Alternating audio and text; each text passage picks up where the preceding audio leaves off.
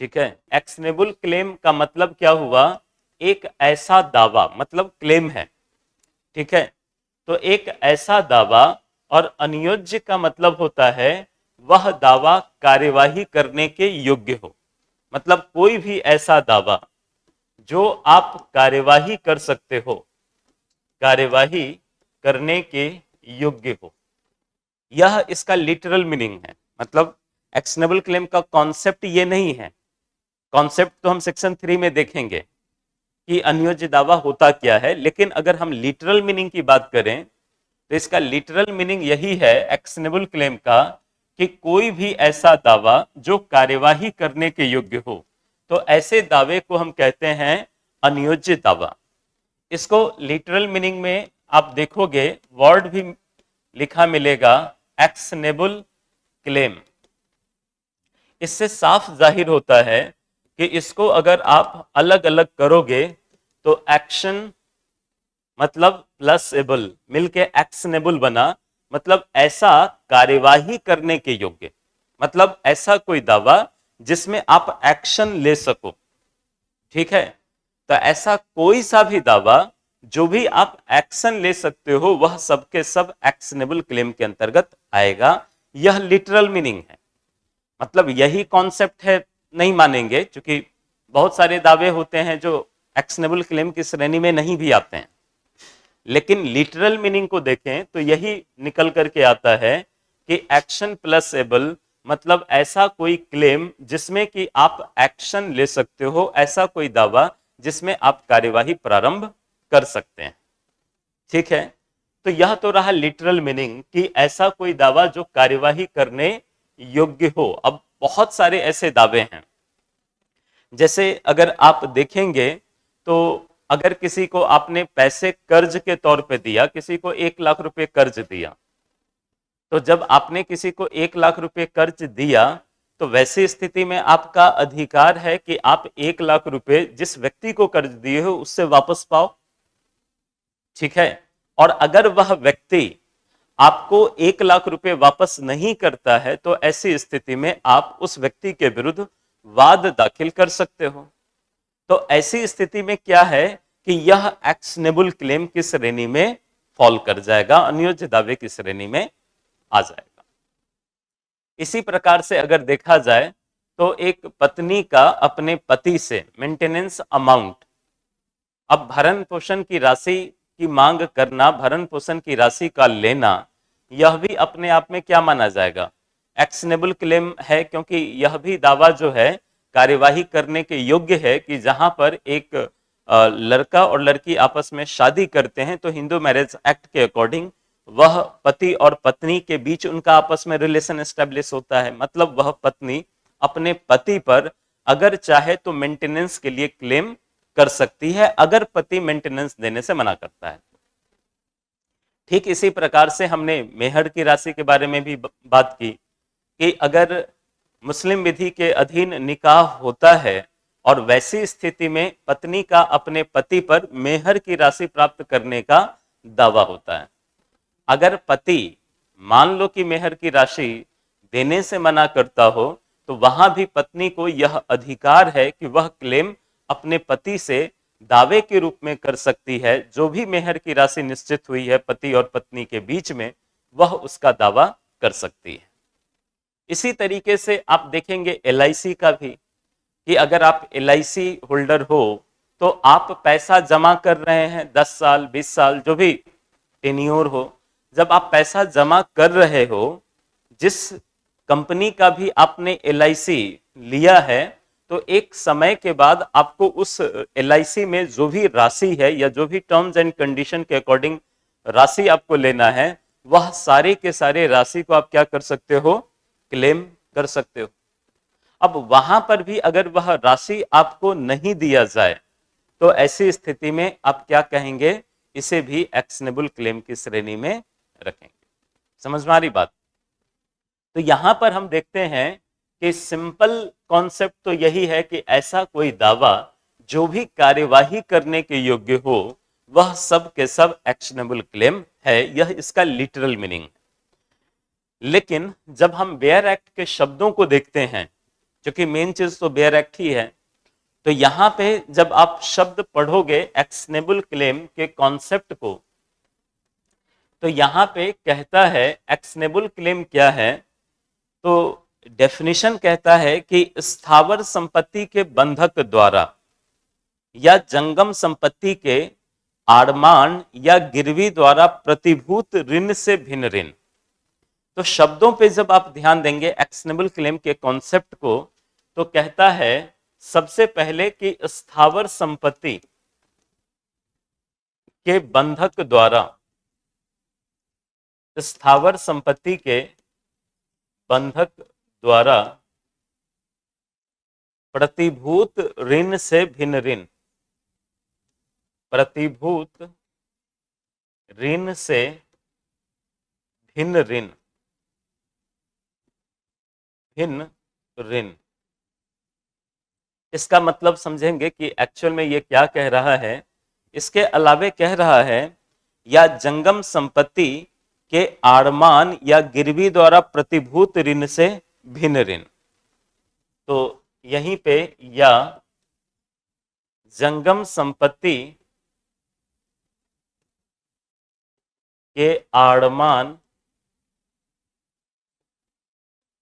या गिरवी द्वारा, आड़मान या गिरवी द्वारा प्रतिभूत ऋण से भिन्न ऋण, प्रतिभूत ऋण से भिन्न ऋण। ये कहता है या उस जंगम संपत्ति में जो दावेदार के वास्तविक या अन्वयिक कब्जे में नहीं है, उस जंगम संपत्ति या उस जंगम संपत्ति में जो दावेदार के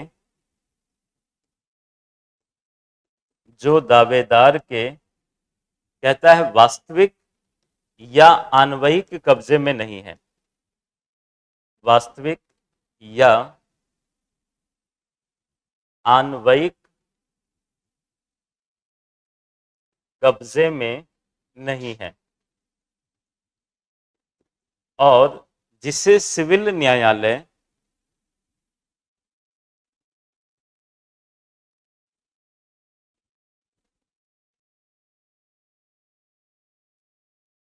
कब्जे में नहीं है, फायदाप्रद हित का ऐसा दावा, फायदाप्रद हित का ऐसा दावा,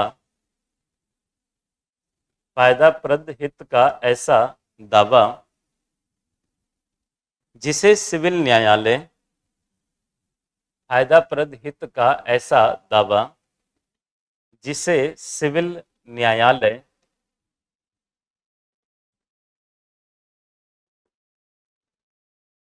अनुतोष देने के लिए, अनुतोष देने के लिए आधार प्रदान करने वाला मानता हूं।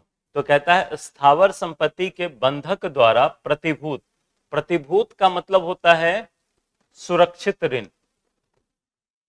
सुरक्षित ऋण से भिन्न ऋण। इसका क्या मतलब हुआ, यह असुरक्षित ऋण के बारे में बात कर रहा है, अनसेक्योर्ड डेप्ट के बारे में बात कर रहा है।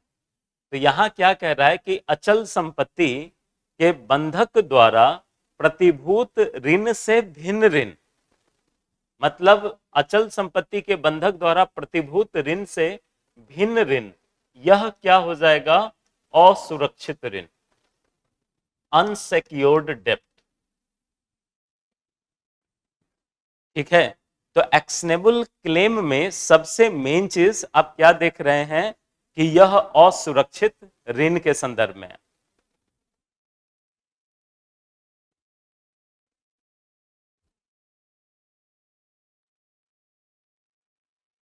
ठीक है, तो यहां पे आप क्या देखते हैं, अचल संपत्ति के बंधक द्वारा प्रतिभूत ऋण से भिन्न ऋण। शब्दों पे ध्यान देना बार बार। अब अचल संपत्ति के बंधक द्वारा, पहले मॉर्गेज को समझते हैं। अचल संपत्ति तो क्लियर है, इमूवेबल प्रॉपर्टी होता क्या है। तो अब बंधक के बारे में थोड़ा सा डिस्कस करेंगे। बंधक के बारे में विशेष रूप से जब मॉर्गेज स्टार्ट होगा वहां पे आप पढ़ोगे।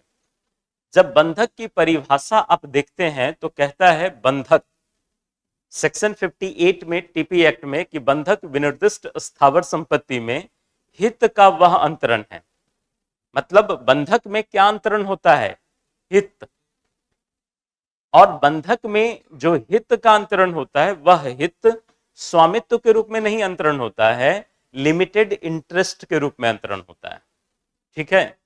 तो बंधक में क्या कहता है परिभाषा, कि विनिर्दिष्ट स्थावर संपत्ति में हित का अंतरण जो उधार के तौर पर दिए गए धन के संदाय या ऋण को प्रतिभूत मतलब सुरक्षित करने के प्रयोजन से किया जाता है। इसका मतलब यह है कि बंधक में क्या होता है? हित का अंतरण होता है।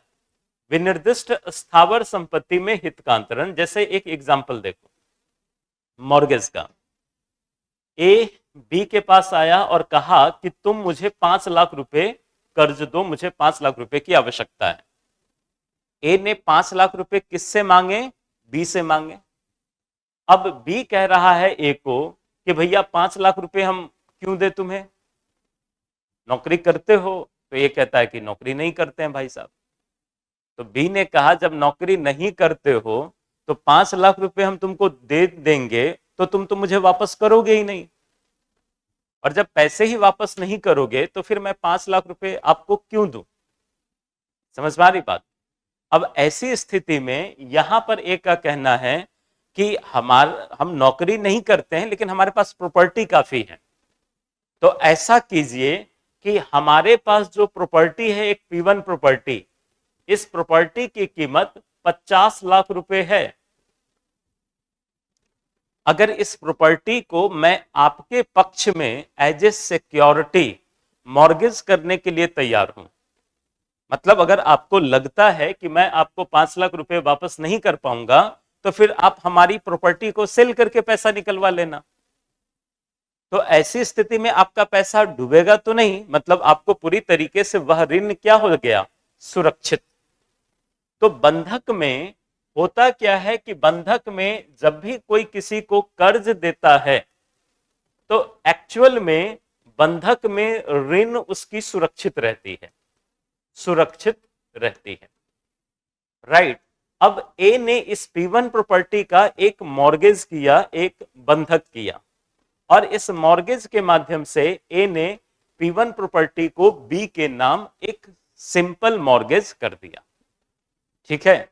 और इस मॉर्गेज में कहा, इस बंधक विलेख में मान लो कि 5 फरवरी 2020 को यह बंधक करता है, तो यह बंधक निष्पादन करने की तिथि है 5 फरवरी 2020, और उसके बाद कहा कि मैं आपको पैसा 1 साल के अंदर या 1 साल बाद आपको 5 फरवरी 2021 तक मैं आपको 5 लाख रुपए विथ इंटरेस्ट लौटा दूंगा।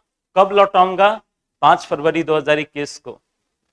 अब बाय द वे अगर यह ए बी को 5 लाख रुपए विथ इंटरेस्ट 5 फरवरी 2021 को नहीं लौटाता है मान लो, तो क्या बी को कोई प्रॉब्लम है?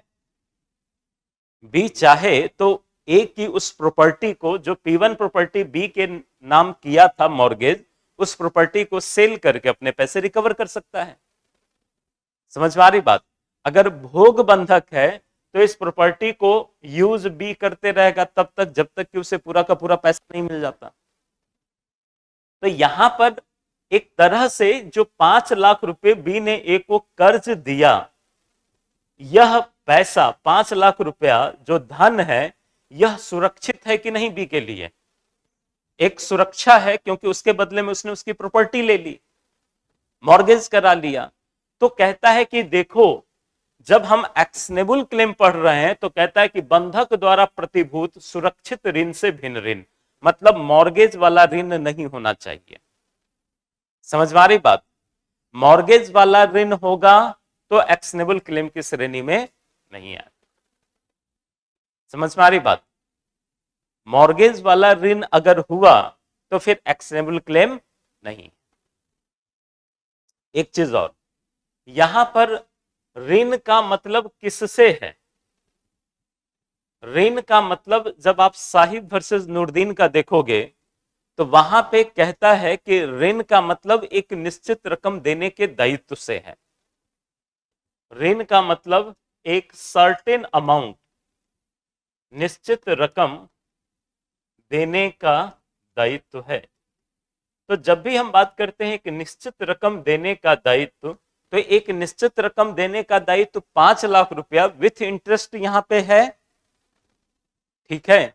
लेकिन यह ऋण क्या है? सुरक्षित है। तो जहां पर ऋण सुरक्षित हो तो वैसी स्थिति में वह एक्शनेबल क्लेम में फॉल नहीं करेगा। क्लियर है ये चीजें? जहां भी ऋण सुरक्षित हो तो उस स्थिति में एक्शनेबल क्लेम में वह ऋण फॉल नहीं करता है। ठीक है, क्लियर है ये चीजें? ठीक है। अब उससे भिन्न ऋण, तो फिर असुरक्षा कहां है? अब इस पे हम बात करते हैं। असुरक्षित ऋण शब्द हमने यूज किया, तो असुरक्षा कहां है? कहां पे डेप्ट सिक्योर्ड है? क्योंकि मॉर्गेज वाला जो हमने एग्जांपल दिया ना, वह सिक्योर्ड डेप्ट का है। तो फिर अनसिक्योर्ड डेप्ट कहां है? देखो सिंपल है यही एग्जांपल। अब मकान मालिक के यहां आप एज ए रेंटर रह रहे हो, ठीक है। तो जब मकान मालिक के यहां आप एज ए रेंटर रह रहे हो तो आप पर दायित्व है कि आप मकान मालिक को हर महीने, जो भी आपके और मकान मालिक के बीच बात तय हुई है, उसके अकॉर्डिंग हर महीने की एक निश्चित तिथि को आप क्या करोगे? मकान मालिक को किराया दोगे, दोगे ना। अब अगर आपने मकान मालिक को किराया नहीं दिया तो मकान मालिक का किराया प्राप्त करने का अधिकार क्या है? अचल संपत्ति से उत्पन्न लाभ क्या था? चल या अचल?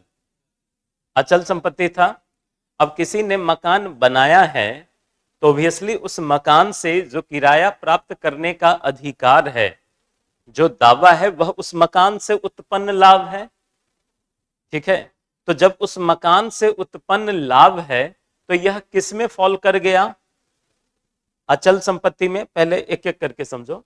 अचल संपत्ति में फॉल कर गया, इमूवेबल प्रॉपर्टी है यह, ठीक है। अब अचल संपत्ति से उत्पन्न लाभ क्या है? Immovable property. अब ये बताओ कि टेंजिबल है या इनटेंजिबल है? दृश्य है या अदृश्य है? इनटेंजिबल होगा ना। आपको दिखेगा? आपको नहीं दिखेगा ना, कैसे दिखेगा?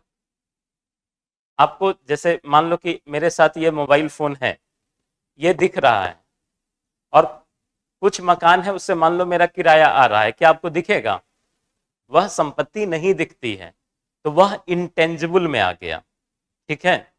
तो यहां जो वर्ड यूज किया है कि स्थावर संपत्ति के बंधक द्वारा प्रतिभूत ऋण से भिन्न ऋण, मतलब क्या है? तो अचल संपत्ति, मकान से उत्पन्न लाभ। अब मकान को एक व्यक्ति ने किराए पे लगा दिया, ठीक है। अब एक व्यक्ति ए ने क्या किया? अपना एक मकान P1 प्रॉपर्टी बी को किराए पे दे दिया और 1 लाख रुपए प्रति मंथ के हिसाब से किराए पे दे दिया, ठीक है। तो जब 1 लाख रुपए प्रति मंथ के हिसाब से किराए पे दिया और 5th date of every month क्या है कि हर महीने की 5वीं तारीख को बी ए को क्या करेगा? 1 लाख रुपए देगा, ठीक है। अब ऐसी स्थिति में जब P1 प्रॉपर्टी ए ने बी को दे दिया, कब्जे में दे दिया, ठीक है, और जब P1 प्रॉपर्टी बी के कब्जे में आ गया तो बी पर दायित्व है कि वह हर महीने की 5वीं तारीख को बी ए को 1 लाख रुपए दे। 5वीं तारीख आया और बी ने ए को 1 लाख रुपए नहीं दिए, ठीक है। फिर नेक्स्ट मंथ कहा कि पिछले महीने का भी बकाया है, इस महीने का भी है, तो इस महीने का दो। अब ये फिर कह रहा है कि भैया अभी पैसा ही नहीं है तो कहां से दें? इस तरीके से मान लीजिए कि 6 मंथ्स निकल गए तो ए का बी पे कितने का दावा हो जाएगा? 6 लाख रुपए का दावा हो जाएगा। और ए ने बी से सिक्योरिटी के तौर पे कुछ लिया था? नहीं लिया था ना। तो ए ने बी से सिक्योरिटी के तौर पे कुछ भी नहीं लिया था, लेकिन ए का बी पर दावा तो है ना। समझ में आ रही बात? तो ए का जो बी पर दावा है वह दावा क्या है? यह दावा एक्शनेबल क्लेम है। अधिकार और दावे में अंतर होता है। अचल संपत्ति से उत्पन्न लाभ क्या था? अचल संपत्ति। लेकिन उसके परिणाम स्वरूप जो इस प्रॉपर्टी है, इमूवेबल प्रॉपर्टी, चूंकि ए ने बी को किराए पे दे रखा है और 6 महीने का किराया बाकी है, तो मकान मालिक का तो दावा है ना कि वह अपने किराएदार से 6 लाख रुपए प्राप्त करे। और अगर किराएदार मकान मालिक को पैसा नहीं देता है तो ऐसी स्थिति में मकान मालिक किराएदार पर दावा कर सकता है कि उसे 6 लाख रुपए दिए जाए। समझ में आ रही बात? तो यह किस में फॉल कर जाएगा? एक्शनेबल क्लेम में फॉल कर जाएगा। क्लियर है? क्लियर है ये चीजें?